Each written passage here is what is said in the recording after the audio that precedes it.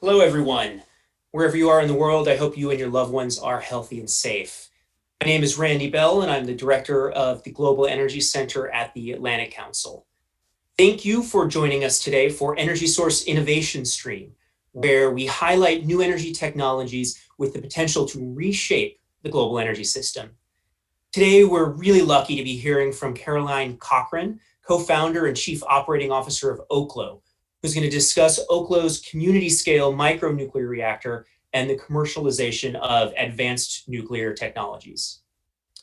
Before we get started, two administrative details. First, you can follow us on Twitter at AC Global Energy and use the hashtag InnovationStream.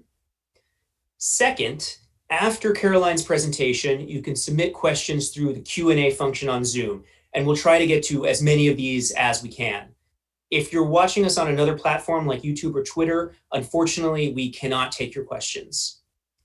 So please let me welcome Caroline Cochran to the Atlantic Council. Caroline, thank you so much for joining us today. Thank you so much, Randy. So Caroline, you're in California, is that correct? Yeah, So have you been impacted by the wildfires, the rolling blackouts, and any of the issues that we've been, this really dramatic news that's been coming out of California over the past couple weeks? yeah, it certainly has. And yes, we're based in the Bay Area, so there's been, certainly air pollution, ash, and rolling blackouts in the area. So it's it happens every year, the California fire season, but I feel like this one was particularly bad, and I think the rolling blackouts have been a real wake-up call. Yeah, what do the rolling blackouts mean for Oklo? I mean, is this getting people to think about how your technology could play a role in a more resilient electricity system for California as they're really pushing hard to decarbonize? Yeah, I think definitely. What we see is that, people typically don't really think too much about, they flip the switch and the light turns on until that doesn't happen. And I think this really makes people consider where their electricity is coming from. I think people have already been awakening over the years to, the how clean is their electricity, and certainly everyone's ever aware of the cost. But I think the reliability is yet a third factor that we really care a lot about, and that I think people are realizing is not to be taken for granted. Yeah, I mean, I wish it wasn't a tragedy that we're seeing, but it does really point to the need for the type of technology that you're developing. I'm really looking forward to learning more. So why don't we get started with the presentation, and then we will come back and do Q&A afterwards. So over to you for your talk. Okay, great. Just a moment. All right. Everyone see that okay? All right, good. Yeah, so thanks so much to the Atlantic Council and to Randy for hosting this chat. I've got about 10 minutes to just give a little intro to Oklo and what we're working on here.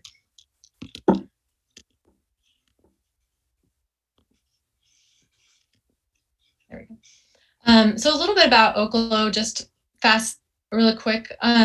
We are developing clean power sources to provide clean, reliable, and affordable power to mitigate social and environmental impacts of pollution, as well as the energy poverty. We were actually the first to raise what we call a modern venture-led Series A for fission. And we also were selected by the Department of Energy both to receive a site use permit as well as to demonstrate waste reuse, which I'll talk a little bit more about later in my presentation. And lastly, maybe one of the highlights is that this year we were the first ever to submit an advanced fission combined license application. So that's really, there's been existing types of nuclear power in the United States, and they're all considered what's called light water reactor technology. And what we're working on is fast non-light water reactor technology. And so this was the very first of this kind of advanced class of any kind to submit a combined license, and actually the first in 10 years of any kind to submit a full application to the NRC, and it was accepted for review. So that's a big milestone for us. We've been featured in a number of different organizations, even including, you might see their architectural and art-related publications. And we're really proud of how we're kind of changing tech, but also considering art and architecture and social circumstances in addition to just providing power. So one of the questions people might ask is, clearly you guys are motivated by caring about the environment, about humanity, but why not work in renewables? Why work in fission? And of course, there's benefits to a lot of different types of energy, but why are you working in fission? And so there's a lot of facts that people just aren't familiar with when it comes to nuclear power, the fission reaction in general. One of which is, look, in this day and age where there's a growing world population, but also a real concern about saving ecosystems and species and reducing the potential impact of climate change, we really have to get to the point where we're using the power sources with least impact, whether that's resources, um, you know, even renewables have to mine things out of the ground. So the power itself may not be emitting, but what is the life cycle carbon emissions from a source of generation? And when you look at that, and this comes from the IPCC, nuclear is next to the lowest.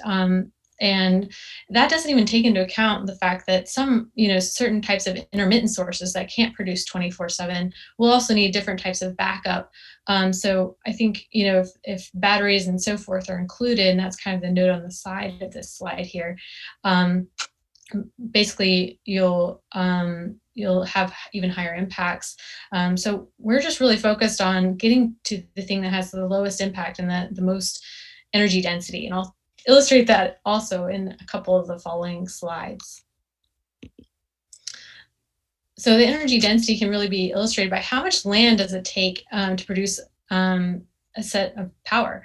And so you can see how nuclear compares with some renewables that, for instance, wind or solar, nuclear, and just incredible energy density there means you don't have to impact as much land. And granted, there's certain ways to implement wind and solar on already human impacted land, but ultimately we're also focused on building in communities where they may not have a lot of land or may not want to impact a lot of land. And so that's one key feature, is just how little space it requires to produce this emission-free power. Here's a cartoon that I like to show. It's from XKCD, if you've seen it. And he kind of is making a joke out of it by showing just like reams of paper, basically, that you would need to attach to really have an effective scale. Comparing the fuel energy density in terms of megajoules per kilogram. You can see sugar, coal, fat, gasoline. So all kinds of things. You think of calories. You could burn it and produce heat, but how much heat can be produced by uranium and fission? And it's just dwarfs everything else. So it really should be the case that you can really change the paradigm for electricity production, because of the energy density there. One other fun fact that we sometimes use is your entire lifetime of electricity usage, the amount of nuclear waste that would be produced out of that is about the size of a pop can, or we say kind of would fit in the palm of your hand. So there is, you can try to imagine what would an entire lifetime of American level energy consumption take as far as gasoline or many other things. And it's just incredible. So that's something that our team and us have always been fascinated by and really want to get the word out about, and also a reason why we're working in this space. Even this is maybe a morbid graphic, but people think about safety and care about that greatly. And one thing that is certainly sobering is worldwide we're looking at thousands of deaths due to air pollution from fossil fuels. And currently news articles are coming out about how much even small amounts of air pollution affect mortality, and especially in the age of COVID-19. Those kind of impacts on people's lungs, let alone ecosystems, really increases their risk of fatality from illnesses like coronavirus. And I think for now, it looks like it's here to stay for the global perspective. But even without that, deaths from asthma, cancer, and other impacts from pollution are immense. And I think that's something that everyone from all walks of life would like to see less of and have cleaner air. So why fast fission? Out of nuclear, what is fast fission? What are we talking about here? Um, Really, the power plants you see around the United States are based on light water reactors, so they need big amounts of water to cool. You might, emblematic of nuclear power tends to be these large cooling towers with their distinctive shape. That is steam coming out; it's not smoke. But it does require a lot of water, and it's a hazard potentially if they run out of water to cool, and so there's many safety systems to ensure that. Um, but since the 60s or so, there's been fast fission technology that's been demonstrated and actually operated for decades on end. So it's in a sense it's not new, but it really hasn't been implemented in a commercial way.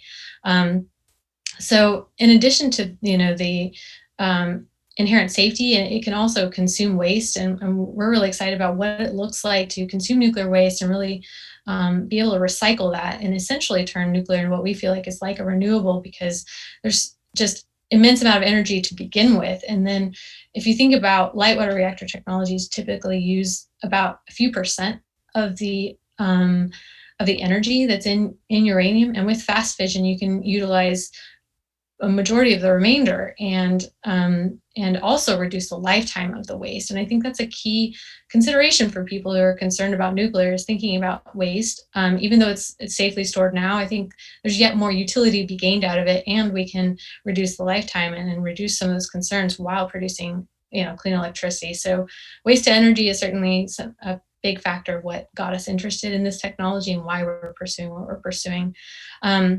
There at the bottom, in addition to the safety and the waste consumption, is the ability to be a wide range of power sizes with cheaper costs. So what we're excited about is bringing power that can save different communities on their electric bill. And I was just looking at our electric bill this week, in fact, and realized that here in California, we're spending about 33.5 cents a kilowatt hour presently. So it's even on-grid locations can have high cost of electricity and still care about having a clean grid. And we could dramatically save costs on that, even for first of a kind. But our ultimate goal is to really get to where we're saving costs even at a grid competitive level compared to coal and natural gas. So a little bit about the Aurora. This is our first product that we launched. It's microgrid scale, so that's typically under 20 megawatts electric. And in fact, it produces power essentially 24/7 for 20 years without refueling. So it doesn't require refueling, but once every 20 years. And that actually could be extended even longer, but that's more of a regulatory consideration than anything else, as we're applying for a license for 20 years of continuous operation before refueling. There will be times where it's shut down to do maintenance on like the turbines and that kind of thing, but the actual fission portion, the core, sometimes we call it battery, we call it a battery because you don't need to refuel it, and it's essentially you put it underground, produces power. So that's one term that's sometimes useful to use. Yeah, it's not required to be refueled, and so that's why we use that term. But we also have integrated on the building, and one of the pictures you might have seen it is these kind of stripes of solar panels. That's partially to show how well this can work with renewables, but also to give essentially a canvas for artwork. There's a fellow company out of MIT that worked on creating skins that allow for artwork to be put on solar panels while still producing electricity. It still lets enough light through. So that's one thing we were excited about.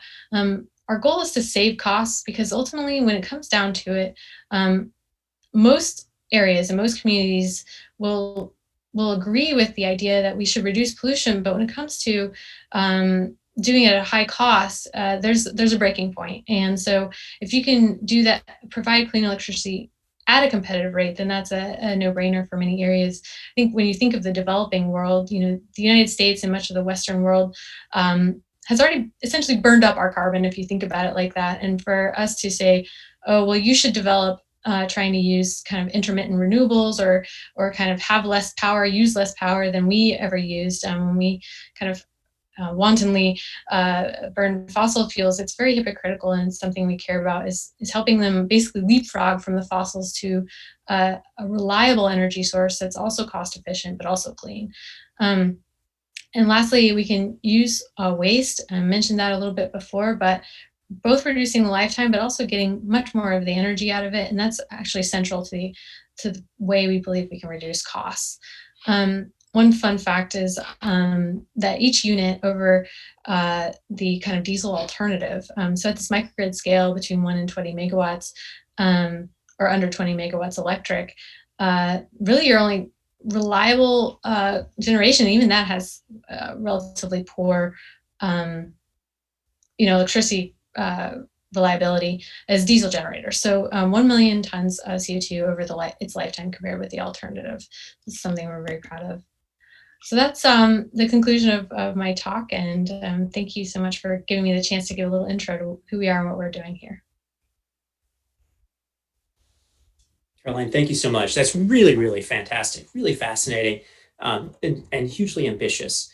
We're starting to get questions in the Q&A, so everybody feel free to post some questions. But I want to actually start with a non-technological question, and talk about the design, because you think of most power plants in general, and nuclear in particular, as having a specific designed by engineers and not by architects, to put it nicely. Why is it that you chose to spend a lot of effort to design something that, frankly, I'd want to go live in? These don't look like nuclear power plants when you're looking at them. They look like sort of vacation homes in the woods. What was that decision about? Yeah, I think it was a merging of utility as well as aesthetic that really led us to that particular design. But why we cared about having it be aesthetic in the first place is, I think it's kind of evident, but somehow not evident to a lot of engineers producing products, I'd say. And I am an engineer, but I care a lot about art, and I think our team does. And having something that not only has the function it has, but also the appealing beauty that it could have, is something that we just felt was very important. I'll take a second to describe the building, but that A-frame shape. Yeah, we've joked that it kind of is almost like a Airbnb. Maybe we should Airbnb it out or something, because Yeah, actually exactly. the public can go in the front portion there, and we really felt like that was important to have a building that didn't look scary, that didn't have rows of turrets with people with machine guns or something. Incredible security forces are required for large plants. We really wanted to have the kind of safety and built-in, basically security by design, that wasn't necessary, and that really enabled it to become more accessible in a lot of ways, and iterated into this building that we wanted to be a community gathering space. But yeah, the A-frame itself is pretty practical. Some of our earliest customers have looked to be likely to be in areas like Alaska, where long cold winters, where solar is really not a player, and they really need the power. It can be a life or death situation. And actually, there's already climate refugees in parts of Alaska. Many people don't know that. And certainly plenty of energy poverty because of costs. So we're considering snowy areas, and A-frame is very practical for sloughing off the snow on the sides. The angle is good for the solar panels, and it's also a strong shape and a relatively simple one that's iconic, that we can build in remote areas relatively simply. Yeah, I have to think that the design itself helps the social license to operate. Just makes it so much more appealing to have in your community. Okay, one more question from me before we get into the long list of questions from the audience. It's remarkable how many are coming in. Most new nuclear you think about is not as small as what you're designing. There are some military applications where you're thinking of micronuclear reactors, but most you still think of big projects, or even SMRs, which are in the 60 megawatt range or something, and you're thinking about that for a smaller grid, perhaps, or building them as the name suggests, in a modular way, so you can build up and get a larger amount of power, and that there are real economies of scale that you get from thinking like that. Mm-hmm. Turn that on its head, that way of thinking, and you're building something much smaller. Yeah. How do the economics work if you're generating under 20 megawatts, and yet you have this really long and costly licensing process, in particular, that you need to just get this reactor even to market? Yeah, I think there's a couple things that come into play here when you talk about the economics of going smaller. I think one of the biggest effects for nuclear power, honestly, the dominant driving force over many decades now is the fact that the way the plants are being constructed now are huge construction projects, major infrastructure projects. And I think almost any major infrastructure project, you see that you can't really have economies of scale to building more of them. So, for instance, we started our company in Boston, and there's a big dig there, and that had immense, over expenditures on, much over budget on in cost, but also in time. I think that you see that with bridges also, in the Bay Area Bridge, I think ended up being like $22 billion or something like that. I could definitely be wrong, but many billions of dollars.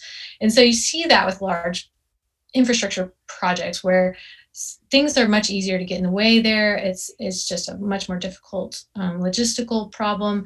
And you really can't get economies of scale. For instance, if you were to build an immensely huge bridge in the Bay Area and then another immensely huge bridge in, I don't know, Connecticut or something.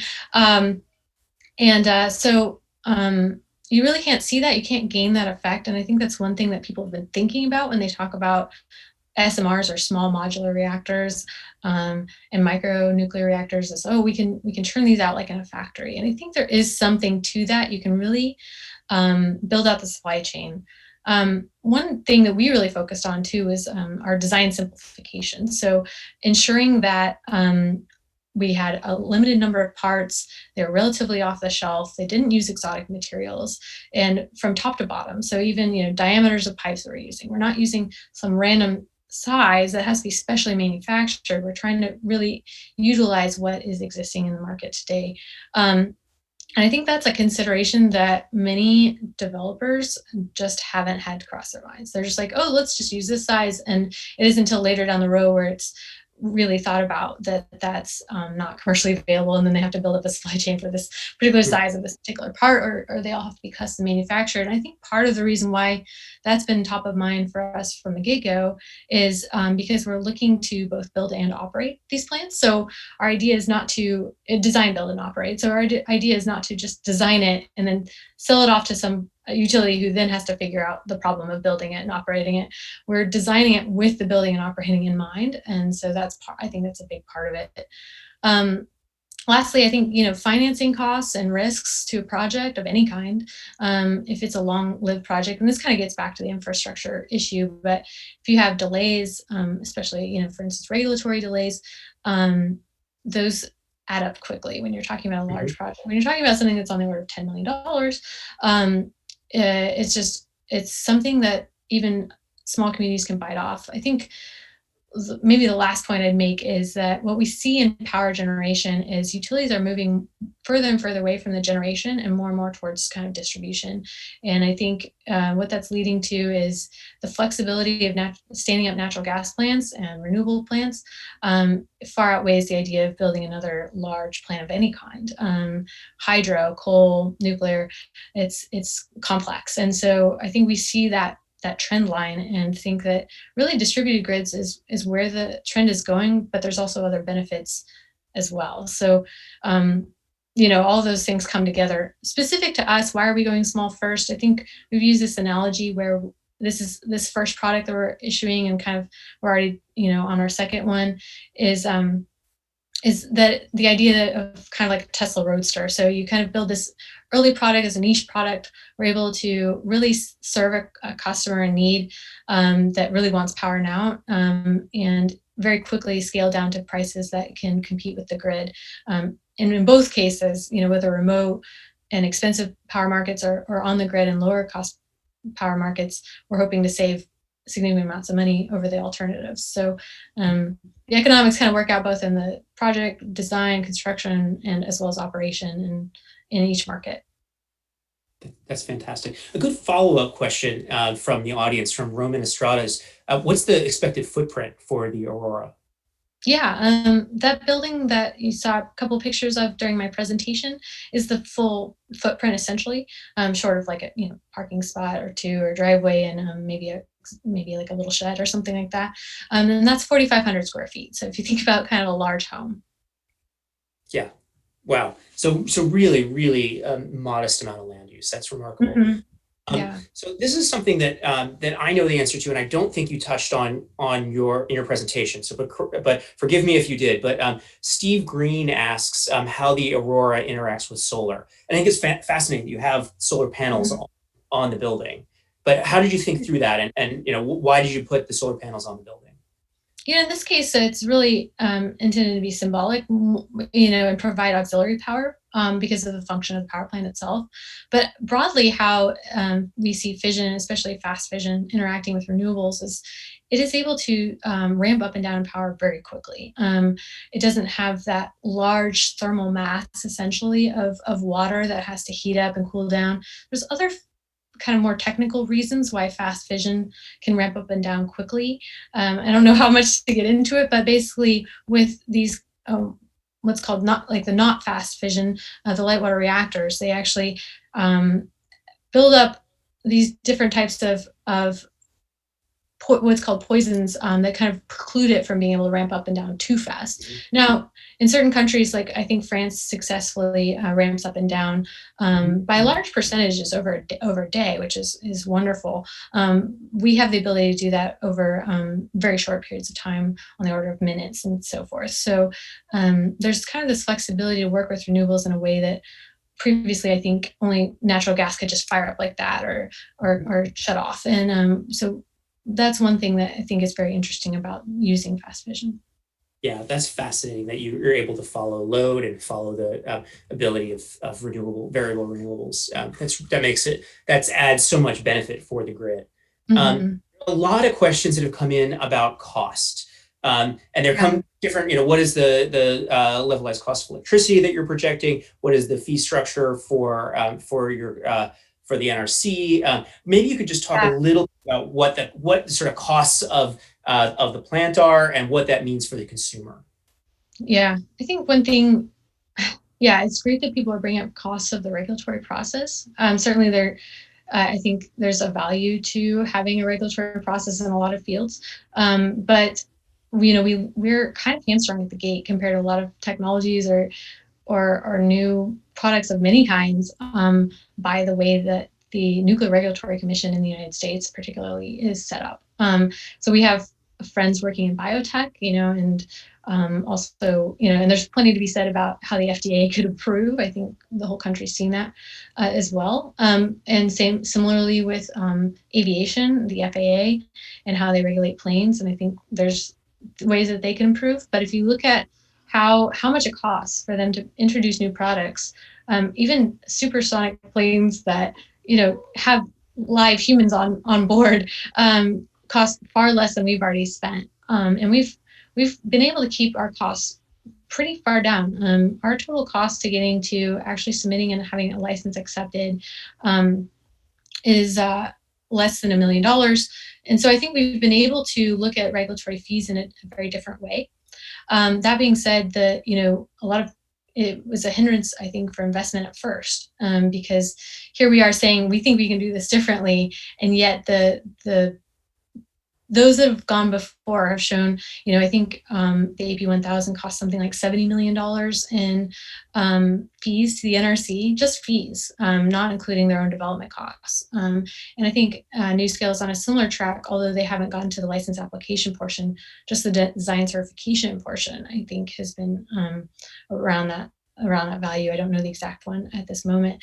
So it has to be factored into your total development cost, but if you can do it differently, and I think this is again where design simplification comes in, having a very small, simple product that, even the worst case scenario can't cause, the NRC's job is to reduce impact to the public, prevent safety hazard to the public and the environment. But if you have such a small and simple product that even in the worst case scenario can't cause harm, well, essentially what we're showing now is at all. Like there's no accident that can cause basically release of materials or dose to the public or to the environment.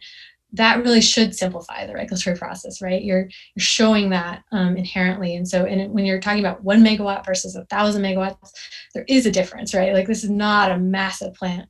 So we're able to keep costs down, but one of the interesting things is the repeatability of that. There is a structure at the NRC that allows for you to kind of utilize an existing combined license application and basically duplicate it in different areas. Of course, you have to take into consideration different siting characteristics, but because our site footprint is so small and so simple and doesn't really affect other than that footprint, it simplifies that environmental evaluation as well. So I think that's how we've looked at Nuclear Regulatory Commission fees. And that does feed a lot into how much does our cost per kilowatt hour look like. A lot of people don't realize that existing plants have to have immense operating staffs and immense security staffs. And if we were required to have the same number of staff, this would be dead in the water. It's there'd be no possibility for small technologies to work if the staffing requirements for large plants were applied to them in the same way by the NRC. But luckily, the NRC is looking at that differently. And we've shown that no human action is required to maintain safety. So that really changes the operations characteristics. And that's another key characteristic of why we think we can reduce costs. The last thing is really the fuel. The fuel is the dominant cost driver. And by recycling waste, actually, we believe we can get costs down much further. And that's kind of a new paradigm. People have looked at recycling waste for light water reactors and spent large amounts of money on it. And I think there's been concerns about that. But when you look at recycling it for a non-light water reactor, a fast fission reactor, we can tolerate more impurities, so the processing doesn't have to be so great, and we can also consume more of the remaining energy, so we can really reduce the fuel costs. And that's our ultimate goal, is to get this down to much lower levels than have been seen before with existing technology. Phenomenal. We are over time, but I just want to ask you one more question coming from the audience, from Jonathan Hood, but a one-sentence answer. Aurora was an excellent start. What's next? A larger microreactor. Yeah, so Aurora's 1 megawatt. We're currently working on a 10 megawatt that implements that fuel recycling that I was talking about. So that's what's next. Well, we have so many questions that I can't get to. I'm really, really sorry to all those in the audience who are interested in this, and maybe we should find another time to continue this conversation, Caroline. But we have to unfortunately end now. Thank you all for joining us again this week, and thank you, Caroline, for this really great conversation. Be sure to follow Caroline on Twitter. It's CAORILNE. I can't pronounce that. But so thank you, and look for Caroline on Twitter. Please join us for the next episode of Innovation Stream on August 27th at noon Eastern, featuring Robert Doe, President and Chief Executive Officer of SGH2, who's going to discuss the process of green hydrogen production from biomass gasification, and SGH2's plans to develop the world's biggest green hydrogen production facility in Lancaster, California. So another Californian on this program. Thanks to everyone who helped put this event together, including Olga Kokova, Katie Wimsett, Zeynep Wirin, Bridget Korna, and Roger Morales. This presentation will be available on the Atlantic Council website, YouTube, Facebook, and Twitter, so you should feel free to share it with your colleagues. That's it for now. Thank you again for joining us. Thank you, Caroline. I look forward to keeping in touch and learning more as you develop the next project. And thank you, everybody. We'll see you next week. Bye.